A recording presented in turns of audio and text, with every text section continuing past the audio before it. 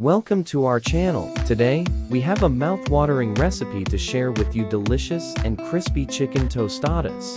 Let's get started. First, we'll need some boneless, skinless chicken breasts. Season them with salt, pepper, and some chili powder for an extra kick.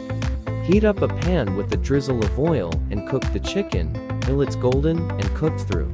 Make sure it's nice and juicy. While our chicken is cooking, let's prepare the toppings.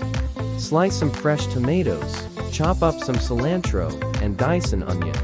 We want these toppings to add a burst of freshness to our tostadas. Now, it's time to assemble our crispy tostadas.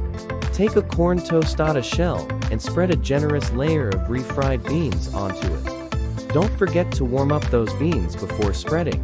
Next, place a few slices of our succulent chicken on top. Sprinkle on some shredded cheese, which is going to melt into a gooey perfection.